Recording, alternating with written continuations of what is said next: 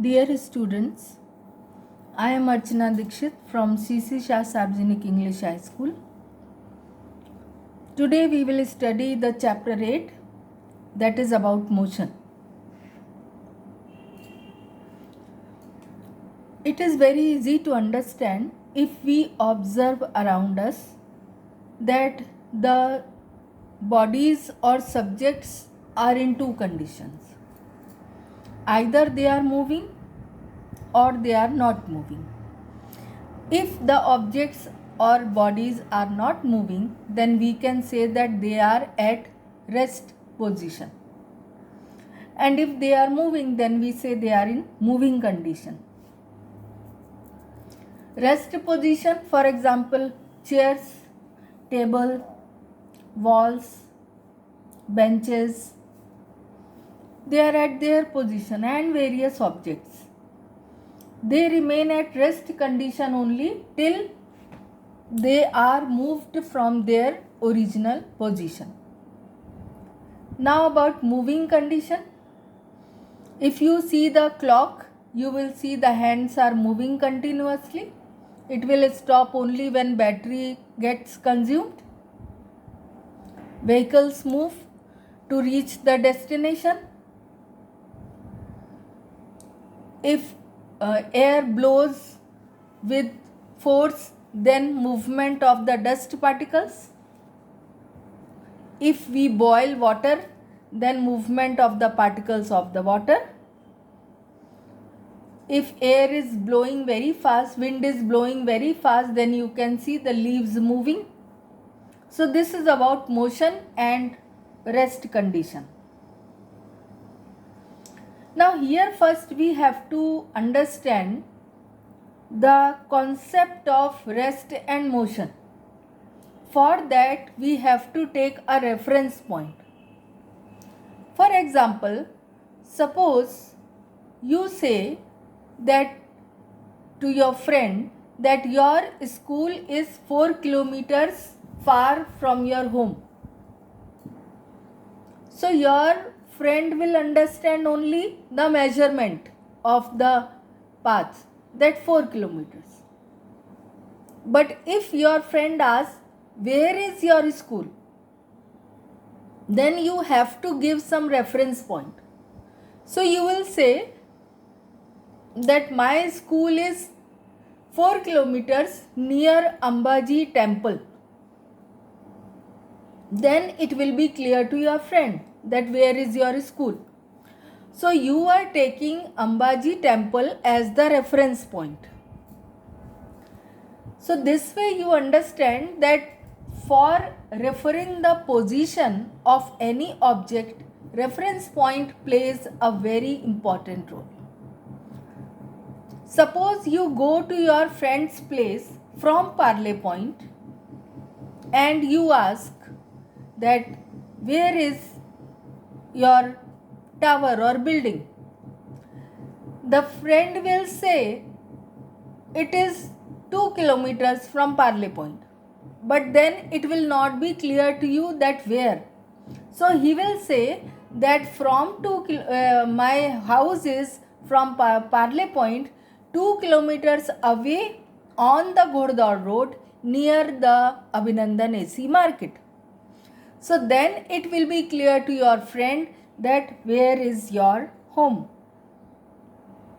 This way any building, any tower, any complex, any turning can be taken as the reference point. Reference point is also called origin. Okay. So this you understand reference. Now here you see reference point or origin. The place from which location can be observed or measured is called the reference point or origin. The place from which location can be location of any object. Location can be observed or measured. Now, next question remains in the mind that when we can say the body is moving. according to physics, a body is said to be in motion. A body is said to be in motion if it changes its position continuously with respect to reference point in its surroundings. Suppose you start on vehicle from your home to school. Then you see some buildings are there, some hoardings are there, some boards are there, some turnings are there. As you keep on moving on the way, when you reach the school, then definitely you find different surroundings compared to your house. Thus you can say that you were in motion. Now you have reached your destination. Now another example, when you go by train from one city to other city, you see outside. Outside what you observe? Fields are there, farms are there, farmers are there, stations are, your train reaches some station, then from there also it moves on. So station is left behind. So this way change in the surroundings takes place.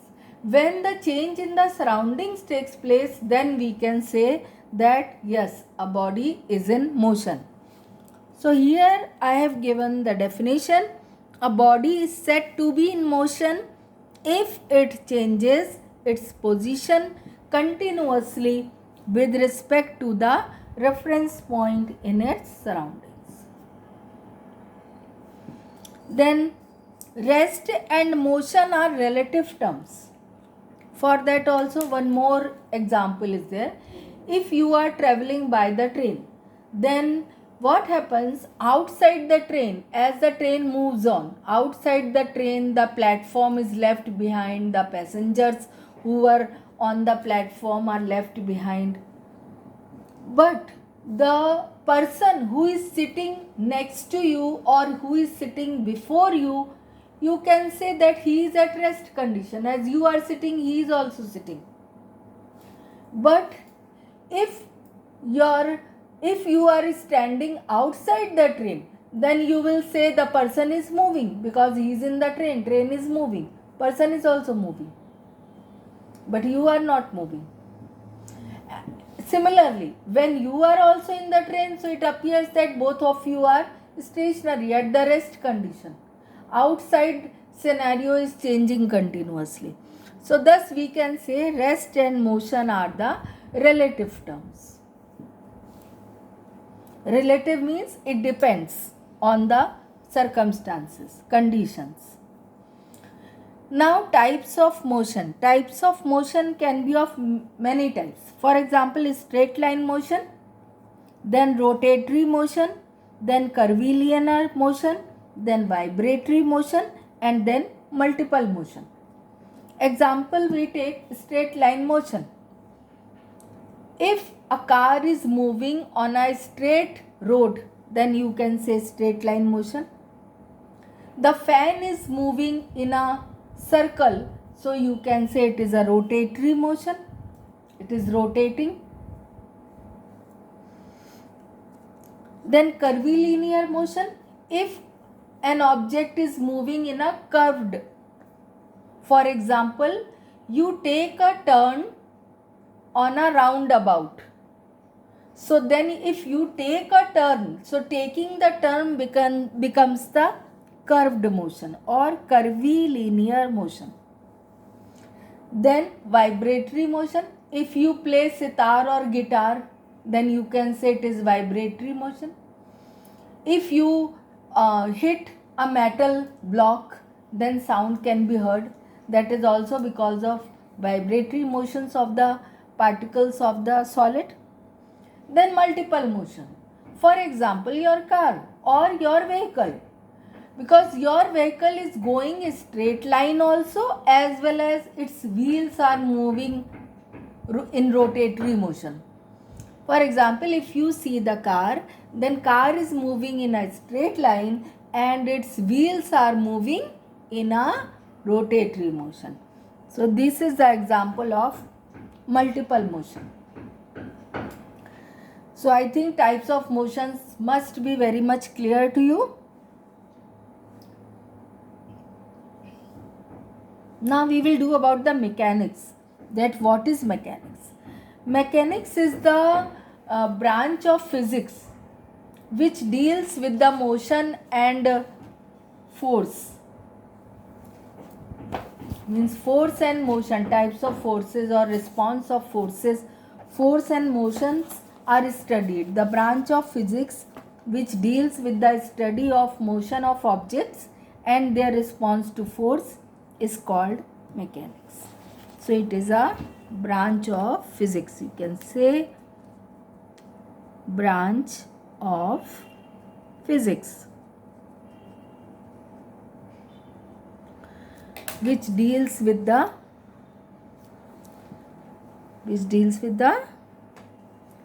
motion of the objects as well as response to force.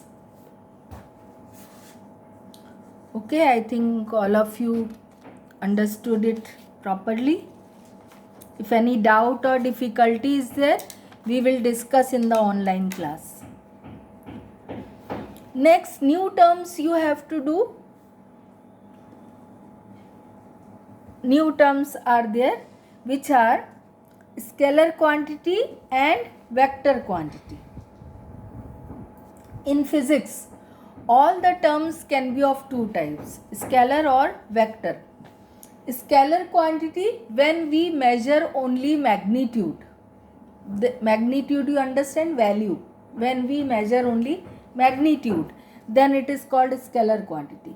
And vector quantity, when along with magnitude we can measure, take the direction also into consideration, then it is called vector quantity.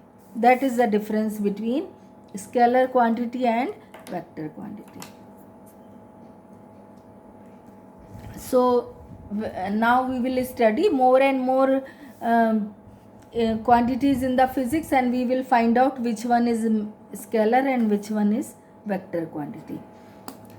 Now next is, that is the distance. Distance is actually length of the path on which a body travels. Distance is the length of the path on which body travels or object travels. For example, your house is 4 kilometers away from school. So now how much distance you travel? So you go to school from your house 4 kilometers. You come back from school to your house 4 kilometers. So your total distance is 8 kilometers. Okay, 8 kilometers distance. If it is asked what is the distance from home to school, then you will answer 4 kilometers. If it is asked what is the total distance from home to school and school to home, so you will answer 8 kilometers. See, here you are not saying the direction. So therefore distance is what kind of quantity? Scalar quantity. Now comes to the displacement. Displacement is actually the shortest distance measured between the initial position and final position. Suppose in the morning you reach from home to school. Then total distance, how much you have travelled? 4 kilometers. And total displacement, how much? That is also 4 kilometers. From home to school, initial position is your house and final position is here your school. So distance is also 4 kilometers and displacement is also 4 kilometers. Then in the afternoon from school you reach to your home. So now how much distance you have travelled? Total 8 kilometers. But how much displacement you have travelled? Now direction is reversed. So therefore there is no change in the position of you, because where you had started you reached again. So therefore displacement will be 0. Now remember, displacement is a vector quantity because it requires direction also. Going from house to school, coming from school to house again. So then total distance is 0. 4 kilometers minus 4 kilometers is equal to 0. So remember, displacement can be 0 also, can be positive also, can be negative also. How the displacement is negative? Let me tell you. If you take a ball and if you throw up means it is going against the force of gravitation. It is moving up. Then displacement will be taken negative. Okay, so this is there. I think now this much is clear to you. Now we are going to do about the uniform motion and non-uniform motion. Uniform means what? Uniform means same. Everything should be similar, same. That is called uniform motion. When a body travels equal distances in equal intervals of time, then we say it is uniform motion. And non-uniform motion, an object travels unequal distances in equal intervals of time. Anyone can be unequal. So then it will be non-uniform motion. Uniform motion is possible in case of the earth revolving round the sun, moon revolving round the earth, planets revolving round the sun. The clock shows the minute hand or hour hand, second hand also. So thus these are all uniform motion. Non-uniform motion, as you use a bicycle to reach one destination to other destination, then it is non-uniform motion, because you will start your traveling, then somewhere traffic is there, you have to slow down, then if the red signal is there, you have to come to zero speed, then again you will start. So this way generally we come across in our daily life with non-uniform motion.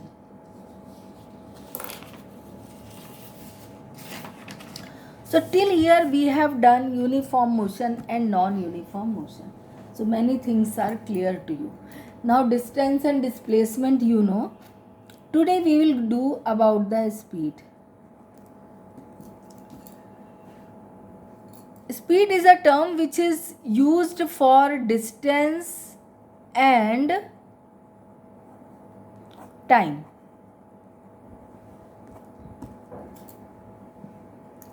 Speed can be defined as the distance travelled by the object in the given time interval.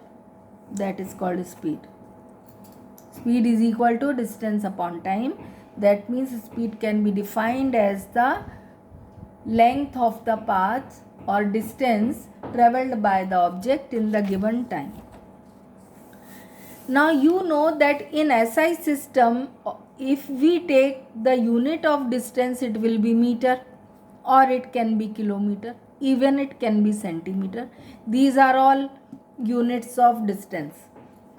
Time can be in seconds, it can be in minutes, it can be in hours.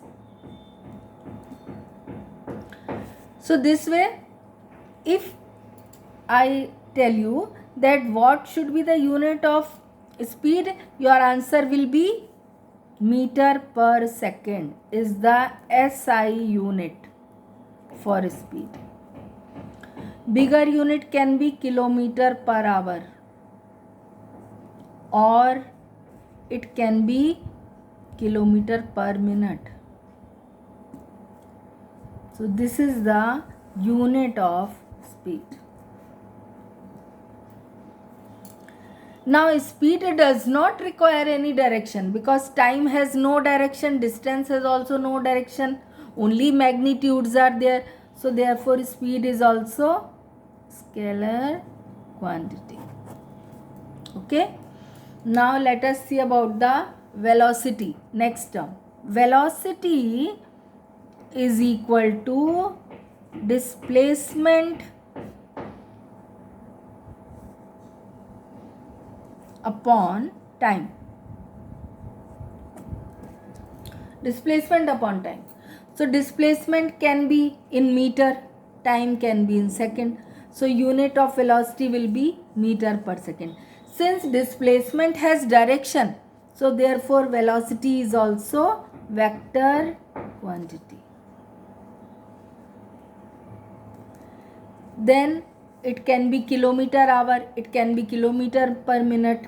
So this is the difference between speed and velocity is, that is speed, the formula is distance upon time, here formula is displacement upon time. It is a scalar quantity, it is a vector quantity. Units are same. In velocity, direction is required. In speed, direction is not required.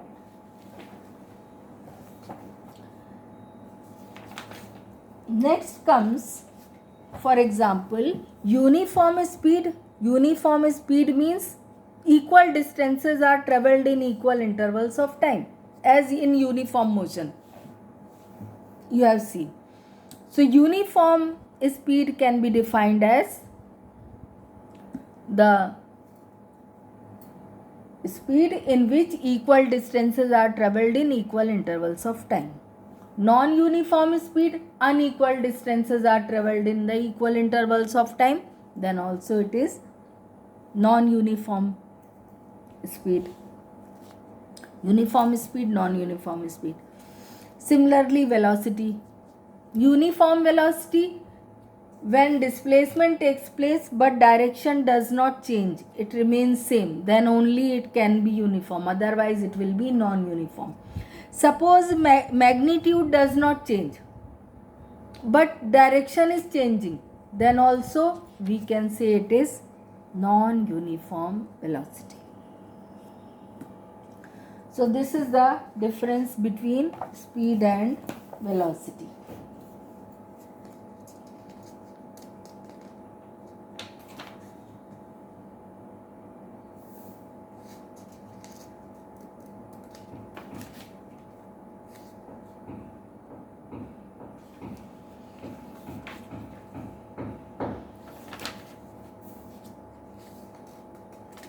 Now comes to the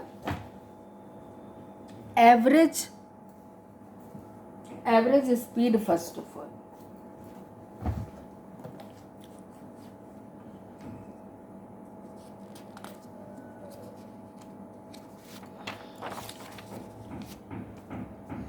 Average speed is equal to total distance upon total time.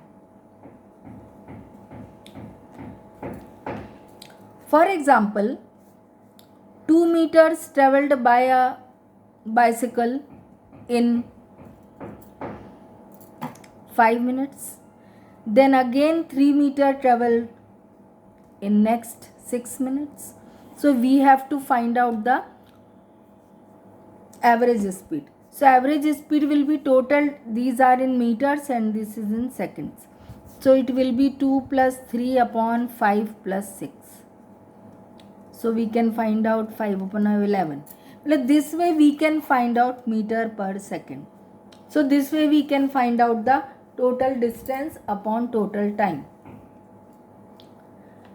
There is one more method is there, that is the mean method that you have studied. If we have to find average speed, see, if the time interval is same, suppose in 1 hour a car travels 30 kilometers,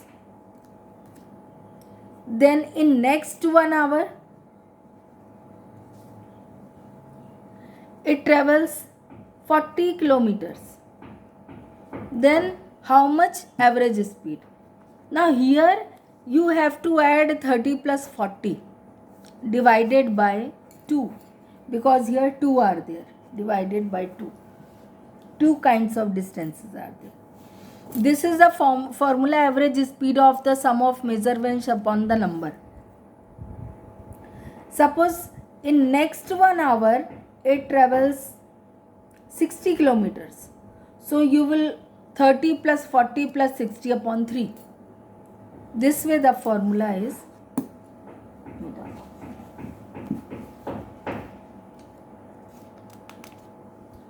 So you understand average speed also. Remember, in the vehicle, what is the function of odometer? What is the function of speedometer? So we can find out. In odometer, we can find out how much distance have been travelled. And in speedometer, it gives the speed of the vehicle at the instant of time.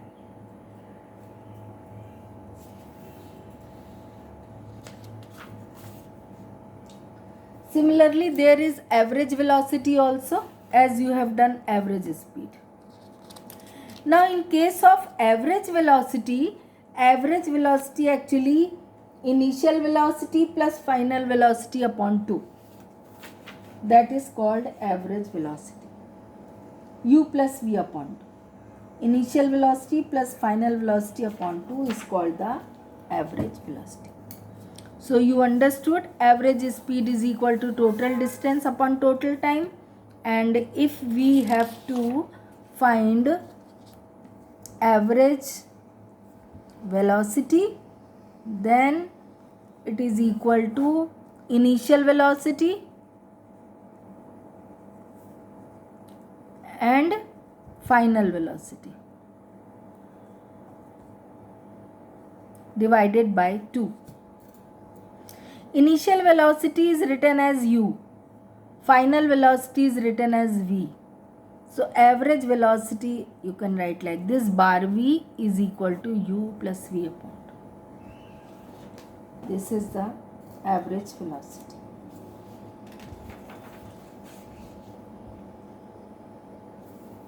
Or it can also be written as average here, then also this is okay.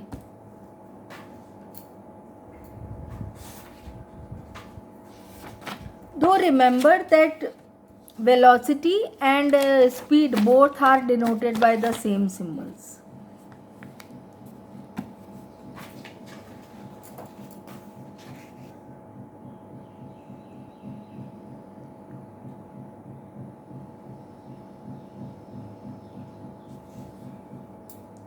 Now you can write the differences also between speed and velocity. The speed of a body is the distance travelled by it per unit time, and the velocity of a body is the distance travelled by it per unit time in definite direction. That is velocity. Speed is a scalar quantity, velocity is vector quantity. Speed is always positive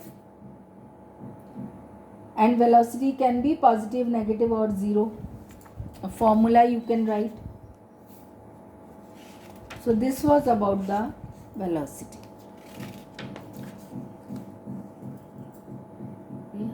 Time कितना हो गया?